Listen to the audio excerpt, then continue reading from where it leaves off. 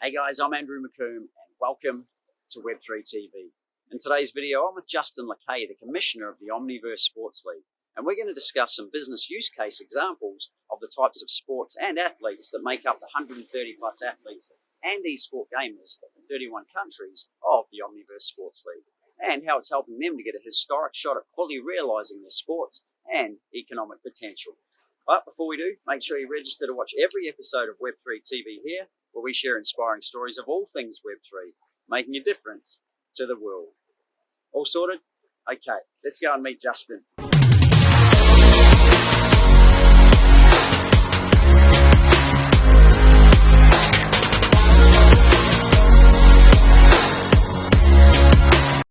Justin, in this episode of Web3 TV, can you please provide examples of the types of, say, sports and athletes and coaches that are making up the 130 plus athletes and gamers in the 31 countries on Omniverse Sports League, and how it's helping them get a historic shot at fully realizing their sports and economic potential? And I say that in a way that's like, let's call it a business use case for Omniverse Sports League. And guys, if you've missed it, the viewers, if you've missed our prior interviews with Justin around Web3 and how it's bringing the power back to the people and leveling the playing field, you can watch that here. And also we did an incredible interview with Justin around how he came into the Web3 space and how the Omniverse Sports League evolved and has come to be. I'll put a link to that here as well. So back to the business use cases, Justin, can you tell us about how Omniverse Sports League is helping those athletes, coaches, and gamers? I have to say that I myself am an American citizen. My family is relatively new to the country, so I see the power and the beauty in all countries. I would say one advantage of the United States, because of its geographic size, is that we have people from every country on earth, at least a few people in the United States, and that makes it very open for business opportunities for different cultures. So we had a very unique opportunity during the coronavirus, and again, nothing ever good comes from a pandemic, but we had world-class athletes who were going for a master's degree in the States or who were playing here with different sports. So we literally had pretty, amazing second division. I'm not going to overtalk our quality, but like second division level cricket players of all, of all the 8 major World Cup competing, as well as the United States here, volleyball, soccer players, basketball, some beach athletes. So we had basically an extremely talented ecosystem of athletes, gamers, and coaches who were inside the United States of America and allowed to work here when the pandemic hit. That's not a luxury that every country has. So we were very fortunate in that space. Having come from for many years at a Fortune 500 sports company, that's been my world my entire adult life. So I had a deep roster of people. So we basically knew coming in that when these sports leagues were failing and we decided to launch this league, that the product itself, we could defend globally.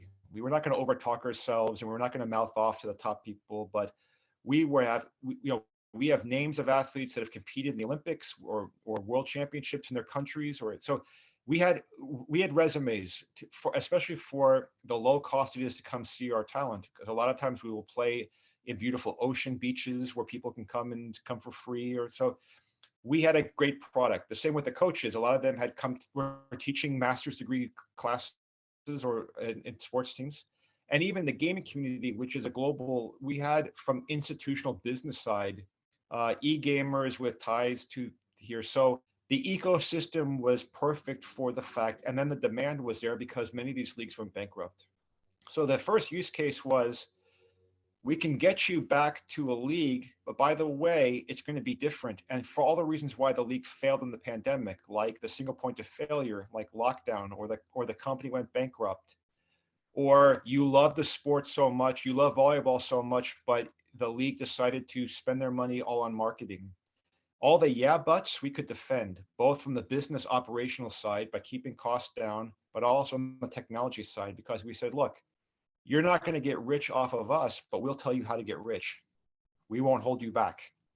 We won't take a cut from how you make your money. Just you have to show up this way. You have to be a good human being about, dignity, honor, and don't do steroids and help out the community. Some pretty low entrance barrier stuff.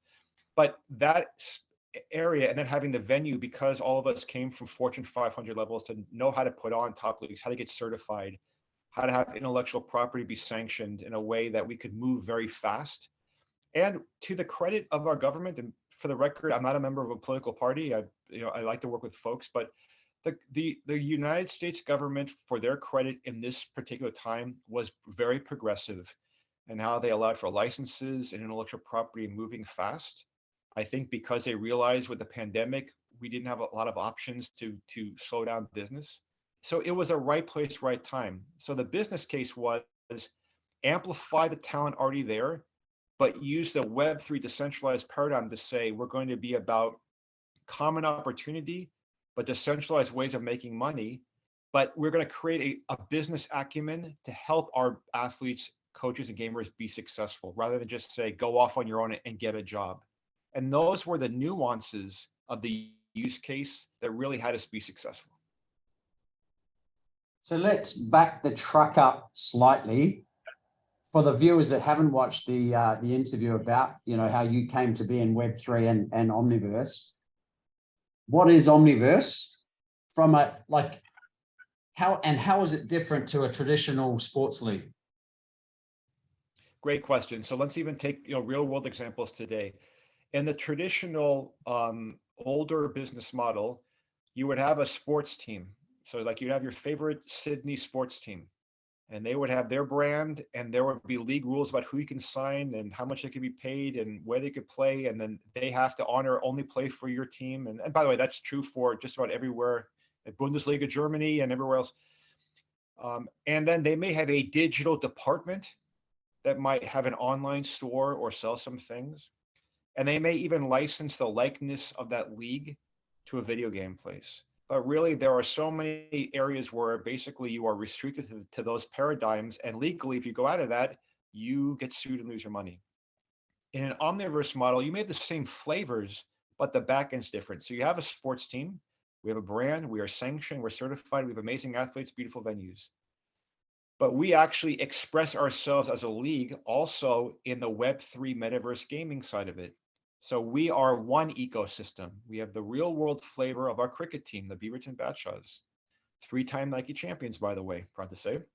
And they also have but our Web3 gamers are tied to that team and also part of the successful league. So we have one ecosystem, even though it's decentralized and spread out around the world, we're geographically agnostic. We have a central brand. But how the money is raised and even the nuances at the in-country level or even through our league, there is a central business plan that unlocks the power of both the technology side and the athlete side. So an Omniverse is having a real world, in this case, sports team with real human beings that do their sport and have their intellectual property, but the digital side is blockchain protected in the Web3 ecosystem. And it's visualized through a metaverse where there's gaming, but there's also the tokens and the information and the creativity that comes from that.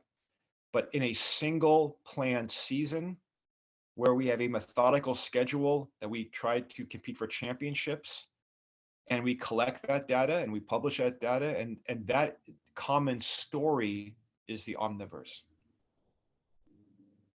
So big question for me, because it's a business use case video, how does Omniverse make money? And then I'm going to elaborate. How do the athletes make money? How do the coaches make money? How do the gamers make money? And then we'll go into, obviously, viewership is also going to be an important part. How does the viewership work? So I know there's a lot of questions there, but first one is, how does the Omniverse make money? So institutionally, we have 3 core ways that the Omniverse Sports League as a brand makes money. Number one, the value of our franchise is because we've won a lot of championships so far. So our brand, when businesses want to partner with us, our brand has value because we can actually produce, we've won these championships. Here are our trophies in the real world, here are our trophies in gaming. So there is an intrinsic value, the fact that we have 6 teams that have won multiple championships individually, and our league has that. So we make money off of partnering with other businesses who want to, have our story that we morally can also talk to. So that's one area, and that's the same area. Is almost like, think of it as like the same brand as a college, or the same brand as your sports team, but as a league, is like people want to work with us because we back it up by the level of play in the championships. Number one. The second is, and I think this is the real superpower, is the metadata. So our stats, our data, our story it's exciting to people in sports and in business and in technology. So we actually can produce different use cases on demand about how do we function under these scenarios, and universities will want to work with us, or business researchers will want to work with us based on the actual good faith information that we've protected in our blockchain. So there's actually like a science value to what we produce in terms of how we demonstrate use cases for how businesses can profit off of reduced friction points. We can handle what if scenarios and then defend it with the real world examples. So the Omniverse Sports League is in demand from Fortune 500s, from researchers about institutionally how they want to launch a business, and they can partner with us on their use cases. The third is just the actual events themselves. Like, we are extremely efficient at putting on exciting venues, and a lot of times we will compete on the ocean. We'll get licensed to play on the beach with the beautiful ocean and everything is solar powered. We do the environmental story. So we are very good at being profitable at putting on events.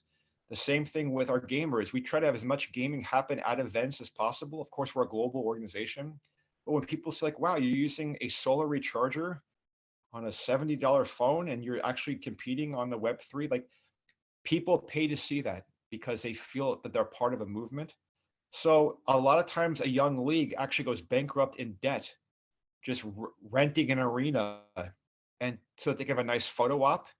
We pick the best places in our areas and around the world for the photo op, and we actually do tournaments at a profit. So those three things, like, fundamentally, those how we would do that.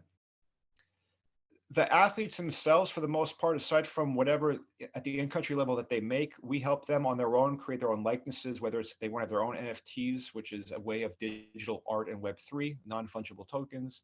We work with them on their own to how they can monetize their own likenesses, or if they have their own deals. We don't get in the way with that, right? So we're not sort of like nickeling and diming, but we really try to support financial literacy, financial fluency of our athletes, coaches, and gamers in a way where they can have us be a sizable part of their income. So do we have any athletes right now living in a yacht and flying with Elon? No.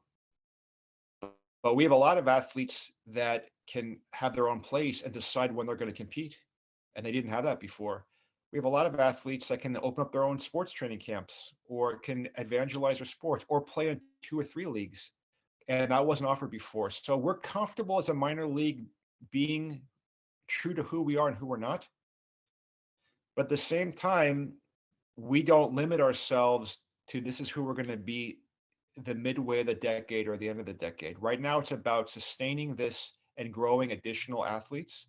But that's how everybody wins. So the business model, fundamentally, it worked because the investors decided we were going to do it the right way and then not cash out and liquidate people and vanish. It turned out we were very lucky because we had amazing people, but all of this really happens because in the end, we all decide to share the wealth in a way that we understand how the wealth is created. And a little bit was luck. Well, and timing, I guess, with the pandemic, right? It came out of necessity. So what's fascinating, so again, I'm just going to summarize what I heard based on my paradigm of my athletic background.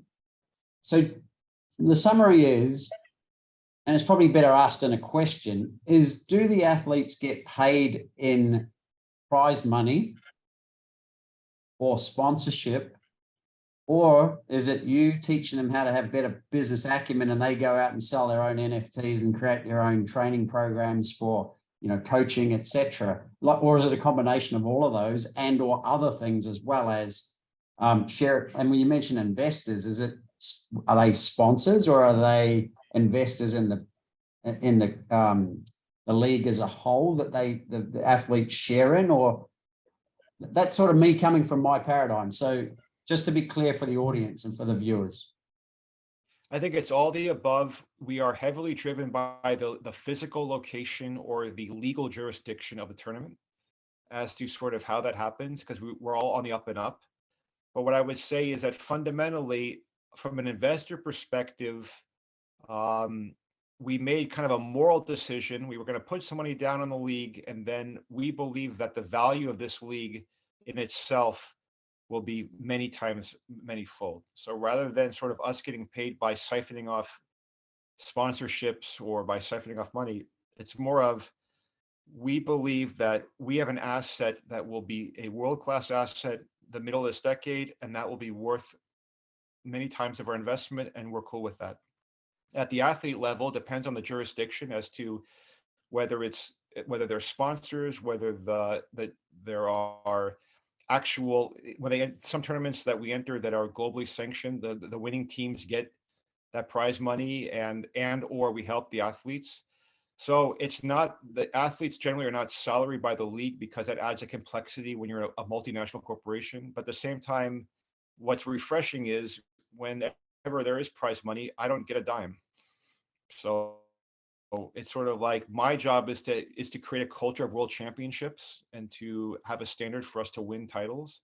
But then I say, go earn your money, because a little bit of the reason why this league worked is we had investors who had the funds and the means to do the long play. So I think that the way that we decentralize it is we try to create as much different wealth opportunities as the specific jurisdiction and the tax situation allows. But the superpower is we don't take a cut. And that equilibrium so far has worked because we have a very deep experience of global business leaders in sports who know how to have the best venues. Do I walk around with my Web3 calculator all the time? Sure. But I think that so far the model works because all of us have a longer play at the ownership side, but the athletes who really need to make sure that they can feed their families, they have multiple venues that they didn't have before us to achieve that. Sounds awesome. And so the many questions come out of it for me is like, your background was with Nike, or Nike, as they say in America. Do they have involvement? Are they a sponsor? Are they part of this in any way? At this time, no, but not for the, it's not for, it's for all the right reasons, which is upon early retirement, they're a phenomenal company. And I think that having sort of a clean start made it much easier, because when you're starting a new league and when you're doing logos and sponsorships and stuff, it's just easier to have a fresh green field. That being said, everything that you've heard about, all the nice things about to work there and the ingenuity and what you learn is true. I have lifelong friends there. So, I kind of have the best of all worlds. I kind of earned my unofficial PhD. I mean, I earned a real master's degree at Oregon State, but my unofficial PhD was at Fortune 500. They've taught me well. It's great to see my friends and leaders come to these tournaments to see. But I think the superpower that we wanted to prove was we just didn't believe you could have an omniverse decentralized league and then go off the gate with the top 3 sponsors, even though that's not intuitive, right? That doesn't seem like it's good business. We were so certain that the model itself had to stand, that we had to kind of eat what we cooked, as we say in the Italian community. And so that's the path that we chose. And of course they can join later when it's even bigger and larger, more successful.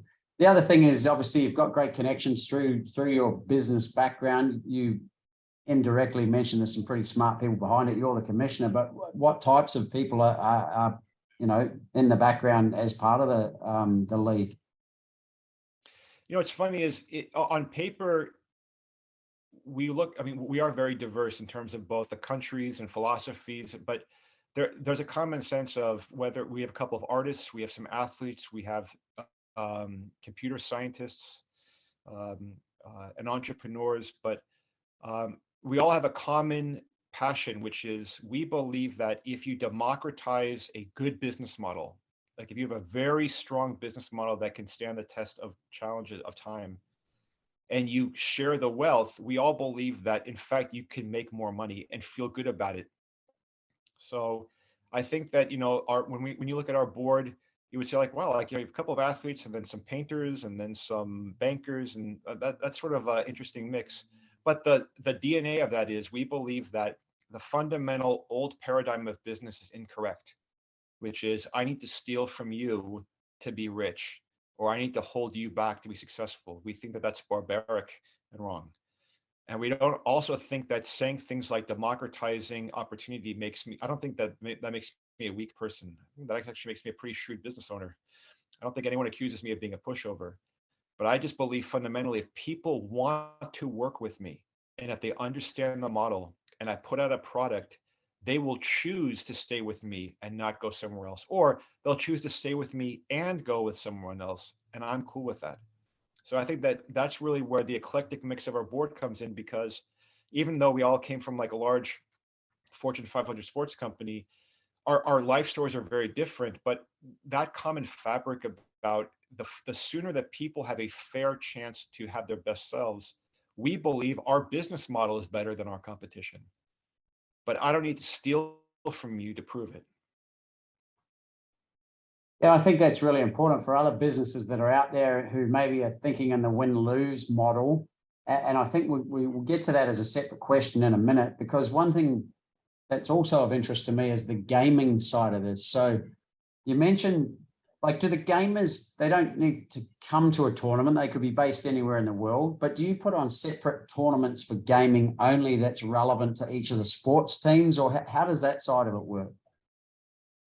Exactly. And I have to actually admit, it was not intuitive. The gaming side of it's been actually harder because the gaming communities professionally, as you know, are very, very well established and actually very democratized.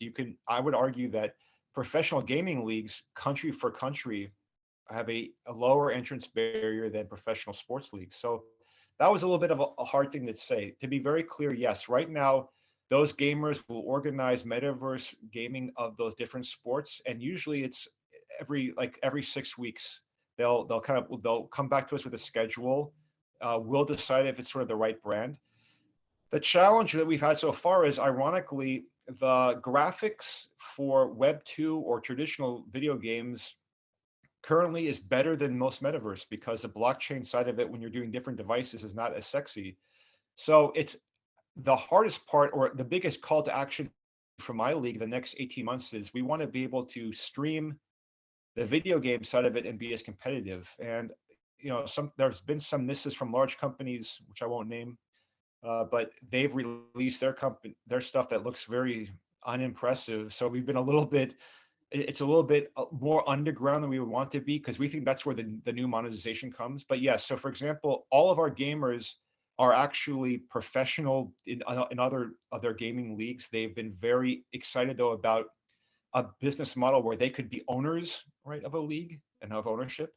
And so their experience and connections, along with us kind of talking about the minimum standard for what a Web3 cricket match has to look like for us to sanction it and cover those stats, has been what we've been doing. And I've actually been very impressed with the advances they've been able to coach up, not just for us, but in their own leagues, about the web versus metaverse side. So that's why I want to stress to people that the gaming side is not about wearing goggles. It's not about logging into a closed system.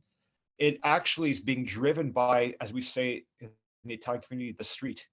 And I am very optimistic that actually gaming will make virtual business, virtual medicine, virtual education much more realistic, because this is actually the most progressive use of it so far.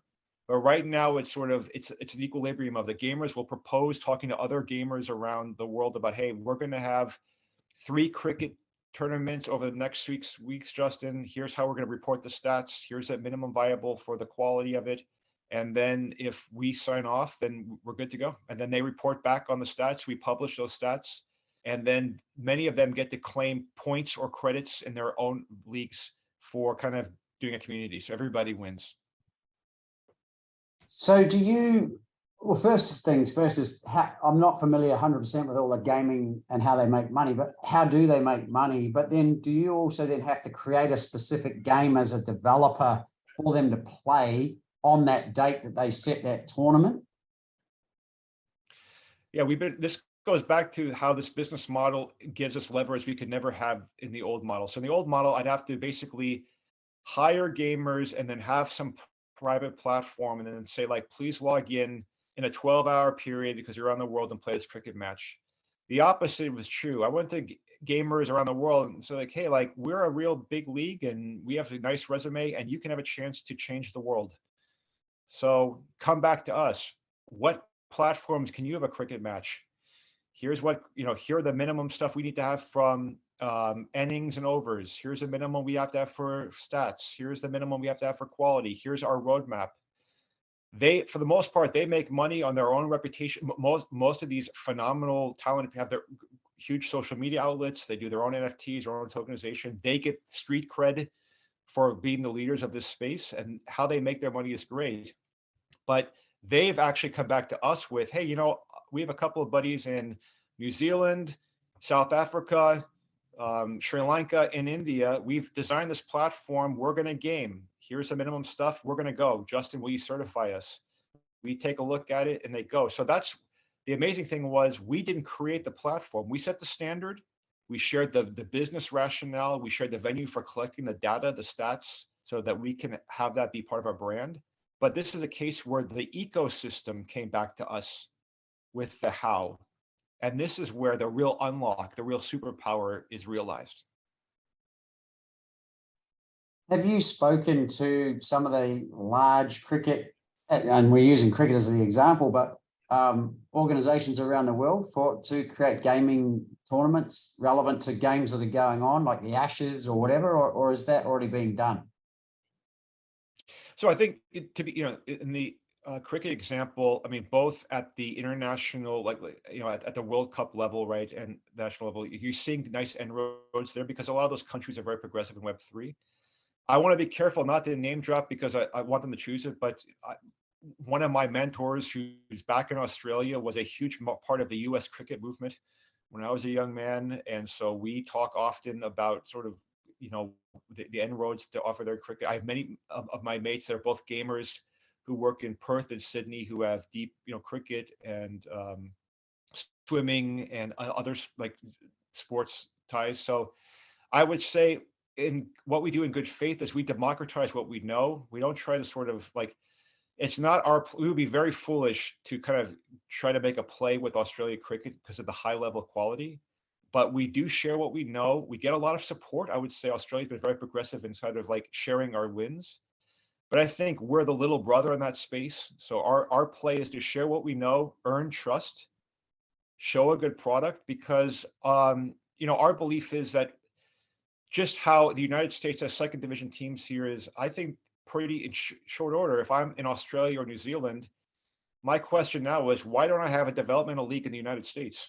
Why is my second team not in the States? Because of the geographic size, all the nice pitches, all the areas. So I think that we're doing more of the longer play rather than trying to solution to say, pay us for this, because I think that would be sort of a little bit over our skis. And also, we don't want to have a closed system. We want to sort of show and prove our excellence and then be good students for the best of the best. So where do you see is, with the Omniverse Sports League, where is the real value that you see that your organization has? I mean, I will, as a commissioner, I have to talk about the business side first. So I will always say the fact that I thought a 3-year plan to be profitable was doable, but ambitious. And on that 58th day, when I sort of called around the different continents on their time zone and said, because of you, we're all profitable, and now here's where we can grow, and now we can add 2 more teams already, and here's why we're not going to add 28 more. But on the business side, I think that the value is that we did it and didn't talk about it. We did it, and not me, but we. So whenever you win your first championship, even if it's only one, the universe is different. Like, I don't have to tell you that, you're an athlete too. When you hold your first trophy, the entire universe is forever different. So I think in that area, we've been able to prove in a climate that was both very complicated with COVID, then exciting for last year, and then when the bad actors, it became Web3 was a little bit of a bad word. We've held the line and grown and defended that with the products. But I would be remiss to say that to me, the real human rights side of it is, and maybe I have the luxury of pushing 50 and having my daughter already in college and being blessed with health, that I can be a little bit more reflective. But, when I get an email from an athlete who says, I got to be, even though I'm, in active duty, I was allowed for 1 hour in lunch to escape my situation and play in a Web3 handball. And, sorry, I'm even getting emotional if I get choked up for a second. It's like, how do you not believe in that, right? Like, I mean, how do you not morally believe that that is more than just making a buck off somebody? And for me, what I want is I want everyone to experience that, whether it's my league or your league or the University of Sydney or a Tibetan farm or whatever it is. I want them to tell somebody that they care about, like, today, for the first time, I went to college. I paid for my own apartment in cash. I got to vote who I wanted to vote for, and the vote counted. And things that were utter science fiction, I believe all are, I'm not going to say they will be achieved, because humans, for as amazing as we are, find amazing ways of self-defeating ourselves. But I believe that there is a more than a 50% chance it will happen. And to me, that is the most important value that this league will have, is whether 9 years from now, anyone ever remembers our league or not. If there's a little girl in Tasmania and she cures cancer because her blockchain science class from around the world let her be able to data visualize stem cell research in a way that's ethical in a hologram for under $1,000, we've won. So that's very profound. So what I'm hearing too, though, and potentially for the viewers, it might be a little confusing, because how does that relate to a sports league versus that's Web3 blockchain and all the capabilities that allows that girl to do that? But yeah, because there's two sides to this, right? And that's why we did our Web3 interview and we did our Omniverse interview. But elaborate on that more for us and how that relates to Omniverse as well. What we've just found is that sports is one of the great, throughout human history, one of the easiest metaphors to talk to people about.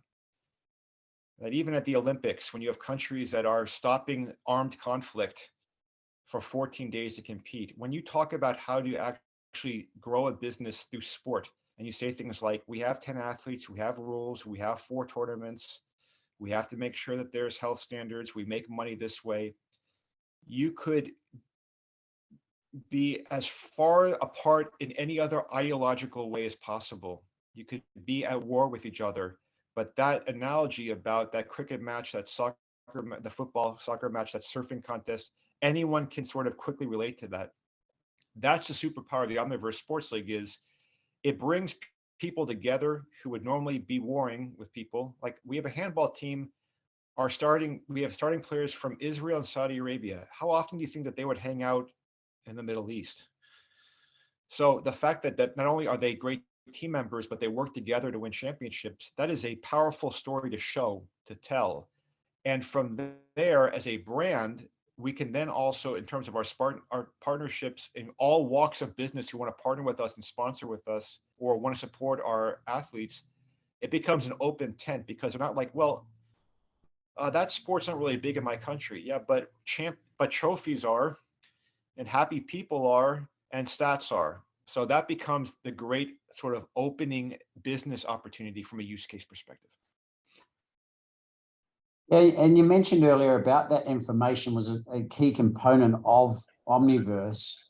Why is that so important to potential sponsors and other, you talk about Fortune 500 companies and that, who are taking that information and seeing how that can work for them? Why is that so important? It's funny. That was actually one of the hardest sells from our investors when I agreed to take the job was they wanted it more like, for lack of a better word, like live theater. Like you go in, you have a great time, you escape from the world, great quality, you go home. But I felt that the deeper story throughout this decade was going to be about the data and the narrative of the stories, and that would transcend cultures and generations. So being able to have the level of detail on both the sports we compete in, the esports that we compete in, and then also tie it into the technology from a business perspective to say, like, we were able to secure these stats and this type of blockchain in this private setting using rechargeable solar devices. It, that's actually where the value of our league is from an investor perspective. It's not doing, I'm never going to be able to compete with Australian national cricket, nor do I want to. But I can have somebody in Australia care about our league and love the national team because of the story we can provide and have the quality of the data.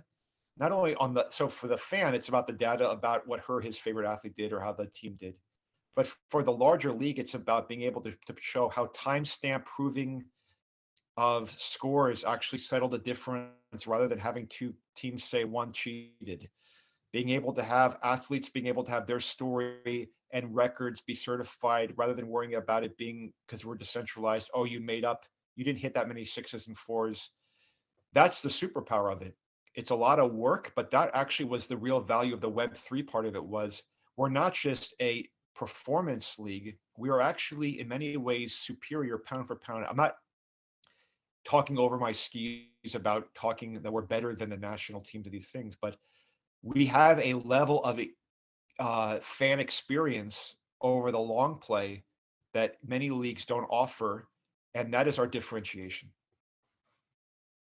It's fascinating. So it's like you mentioned, Omniverse is a combination of technology and the real world, and this is essentially technology and the real world of sport. And so totally I can see how that could be saleable to other organizations, etc. So when you look at, I mean, we talked about this in our other interview around my background in beach volleyball and how it had its own issues.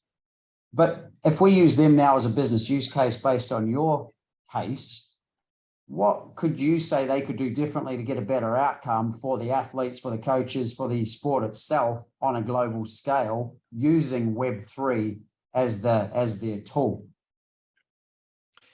Makes sense. And what I'll say is, with all respect to the event organizers, if I do a little bit of a different tournament, I will plead for forgiveness. But let's say if we did the Olympic style of sort of like doubles, professional doubles beach tournament or something, like where there are maybe two main players or a smaller team, but you use a blockchain for NFTs. So let's say Andrew you would have your record of sanctioned tournaments in 50 NFTs that you owned, and you ended up winning the Sydney Open. You yourself can then sell those NFTs with the metadata, not only about of all your stats, which then could be used as your career history, but it's a digital sports card that can also then be made to a physical sports card. So one of the things we do in the Omniverse Sports League is we have our Web3 sports cards. We then also have authenticated with real trading cards. That's one of our big collectibles that we do, but it's tied to the metadata. But then you yourself can then take that Web3 flavor and then on your own sponsorship say, like, look, if you donate $1,000 to charity, you get a dinner with me and I'll teach you how to do beach handball. And you can use the blockchain then to authenticate in smart contracts your charity, as well as who wins, as well as growing your brand, instead of trying to cobble it through agents and email and databases, and actually do it in a way where it amplifies new opportunities. Where, let's say you have your NFT where you won the Sydney Open, somebody donates $1,000, you take them to a dinner where you show them how to do volleyball, and then they use that NFT to say, like, well, I'm going to now trade that to open up my own volleyball camp at my school. You see now an amplification, but the metadata in the blockchain, the history, the provenance, if you will, if you're an art collector, remains. So that opens up all these new opportunities, especially if you're a smaller league. Those are fan experiences. Those are ways of economics. Those are tokenizations where that you would have to have huge staffs of people. And literally, a lot of times these smaller leagues, it's the admin costs that hold them back. I don't have to tell you that, you know this, but it's like, well, we need to have the insurance policy, we need to have an accountant, we need to have a statistician. Wait, the statistician only doesn't want to work part-time. And it becomes 70% of your league is on friction just to exist. Here, it's like you're all in on the experience, the superpower, the fan interaction, and the athlete, and then let the money be made where you want it to be made. Yeah, so it just sounds like it's a lot easier to manage. But one thing that's coming to me, and I know this is what you guys do with your athletes, is you teach them how to increase their business acumen. But let's say I play in a tournament, I win the tournament, it didn't have a lot of viewership.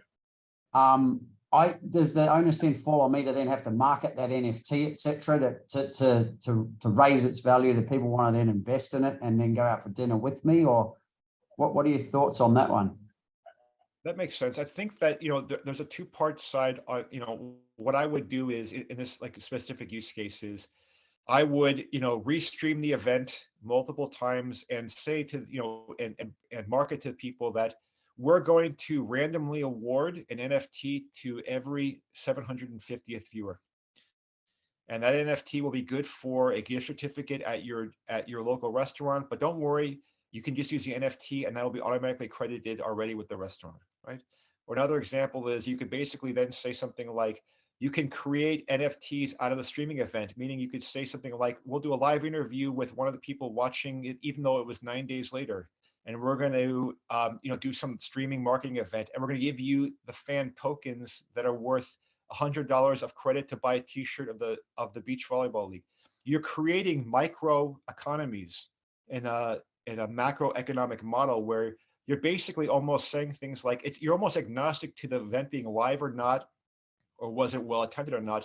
You're building through the Web3 community a deeper calculus, a deeper loyalty by being able to use data, rewards, art, giveaways, have co-collaboration. Maybe you'll say, we're going to have a contest. We're going to restream this event 10 days later, and the 5 people's NFTs that they do of their favorite beach volleyball player, right? They will get a VIP experience where you get to have front row seats at the next tournament and get a free t-shirt. Like, you're not creating economic things that are backed by a blockchain, so people are not fighting over, that was my idea, no, it wasn't, this sanction, no, it's not. So you solve that part, but and this is sort of a metaverse. It's not just wearing goggles, but the metaverse is a digital blockchain, 3-dimensional way of expressing yourself. You will find there are new ways of event experience that may happen 12 days after your event. Now, you need to have a good business plan. It's not easy, but I would say it's much more palatable than if you sink your money into a stadium or to a beach and it rains that day and you only get 20% and you've eat that cost. I'll take my chances with our method. Oh, that's right. On that day, who knows what can happen, right? And I know from a beach volleyball perspective, the expenses in that are staggering for what's needed to be set up just for a game, right? Literally, you could have it with no stadium, no nothing, just a bunch of lads at the beach, and that's really what it is. But then you put all the stadium around it and the cost associated, etc. So if we look at this from a different angle and we say, how can this apply to another or any business? And we look at your model with Omniverse, let's say Web3 TV, for example. So if I say to you, Web3's TV's biggest purpose is to share inspiring stories of Web3 stories, making a difference to the world. And primarily our business model at this point is viewership and sponsorship within content that then back ends into, those sponsors' businesses as a way of us generating money and they generating money. But if we use your model, how would you do this differently from our perspective, so that any business owner out there could think about their business differently?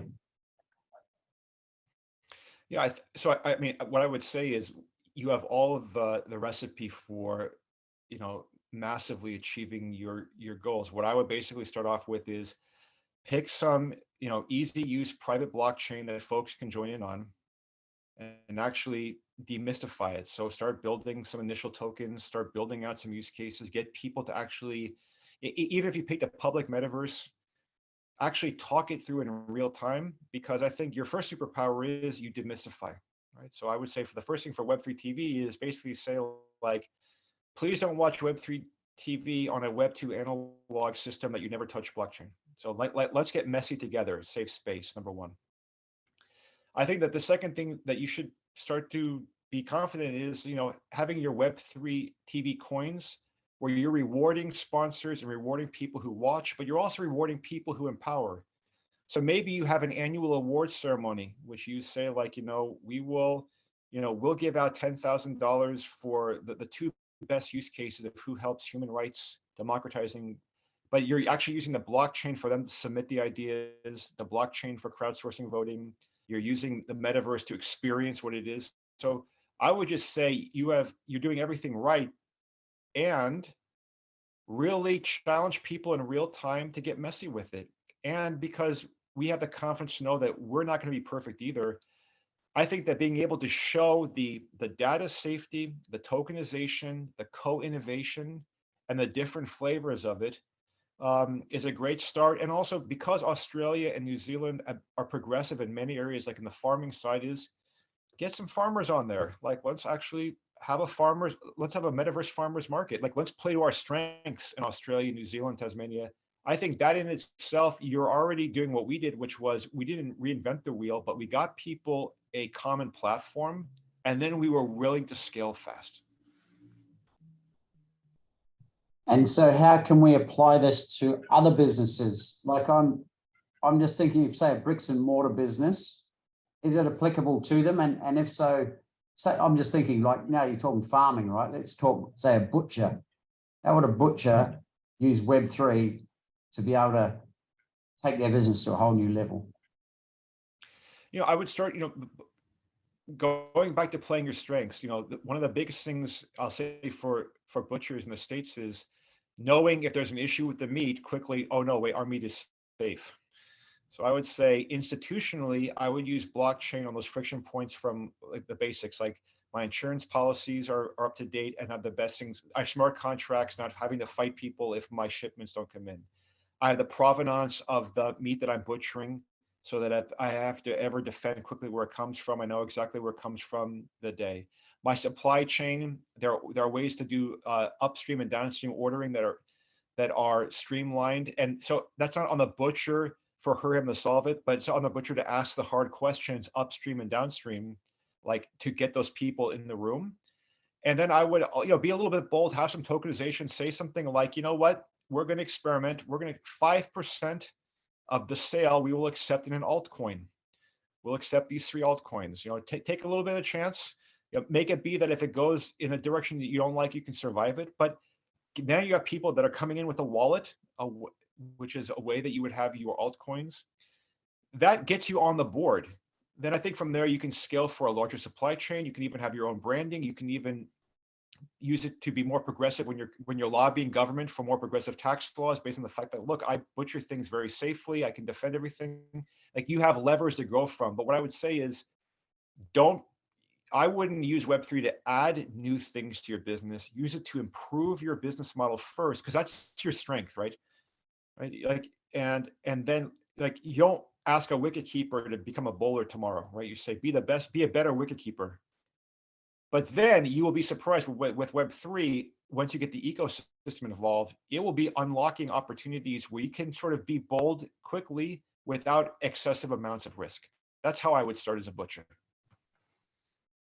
It's interesting. Again, we talked about this in our other interview around Web3, is like, I guess, where do you start as a business owner who wants to improve their business using Web3? Where, other than questioning how can I improve my business and starting that conversation with yourself, where would they go to do that? Like, I know, one of our partners, the utility, is a great starting point. We have other interviews we've done with amazing people. They'd be a great starting point. But what would you recommend as a starting point for a business owner? And that's the other thing, other than putting comments below, guys, if you've got a comment for Justin on how to improve your business and maybe bring it into Web3, what do you think, Justin, on that? Yeah, I'd say in my Fortune 500 era, I was really big on partnering with local colleges, because a part of the United States we lived in, we had a lot of progressive ways. And by the way, that didn't mean only 19-year-old coders. We had a lot of folks my age who went back to school who were very gifted. So one of the things I would start off by saying is that I know for sure, because a couple of them are actually part of our league, that Australia has some phenomenal computer science developers in blockchain, as does New Zealand and Tasmania in Southern Asia. So I would say that one thing to do is, in one of our earlier interviews today, we talked about mapping out all the areas of friction. So you need to articulate in plain speak the areas of, like, if I didn't have to wait let's go back to the butcher.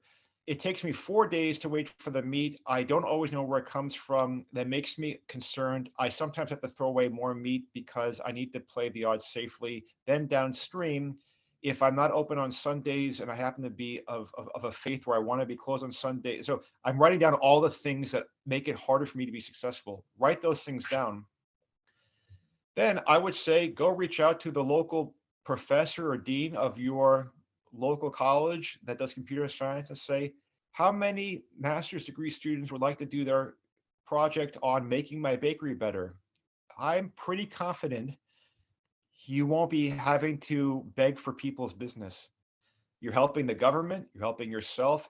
And what the students do is they build like MV, minimum viable products. So it may not be perfect, but it gets you on the board, it gets them on the board, they operationalize it. I would say, like, that is a community-based way that I've seen successful myself directly over many years. Other cultures is like, and it also gets the universities more open. So I would start there as like a real, there are multiple ways, but that's a safe way to get started. And then it also puts a little bit of a friendly time pressure to say, like, look, in 30 days, we want to build something 60, 90. So everyone wins because it's not something that goes in perpetuity.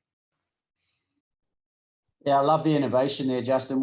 I think about I mentioned earlier, I've got a juice company, and in Australia, if just doing what you're saying, if we were to find a intern at a university who could work out a way to improve our technology side or our product side, government actually helps fund that innovation for our business. So love the entrepreneurial side of that too, right? It's like, I might not have the money, or my business may not know what to do, but there are smart people out there and there's money out there that can actually support people in order to get the outcome that they're after. So absolutely brilliant. And the other thing that I love, mate, is, you're from Omniverse Sports League, right? But we're really not talking about that at all, are we? We're talking about how are we going to make the world a better place using Web3 technology.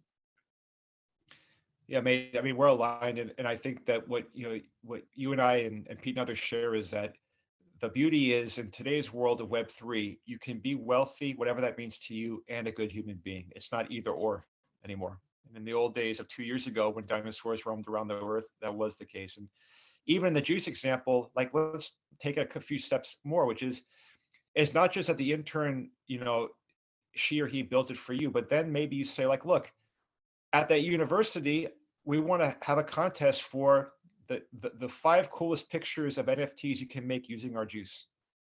And then we're going to have recipes. And then if we have an athlete that uses that juice, we're going to help them with an NFT. And then we're going to make a digital juicing book. And then we're going to have the tokenization where the winners will get to have, 30 free drink. And then you are going to monetize it because you're going to sell your own NFTs because your juice makes the kids smarter at the college. And maybe you sponsor a young, so we could go on for 4 hours with the, and that is how it should be. But we need this platform to realize that, or otherwise we're essentially hoping for a government grant and hoping to guess right. And that's just not a practical way anymore to live. No, and the other side of it too is with that, I mean, you can engage that community and get the crowdfunding support and customer support who become crowdfunder/investors as well in the process.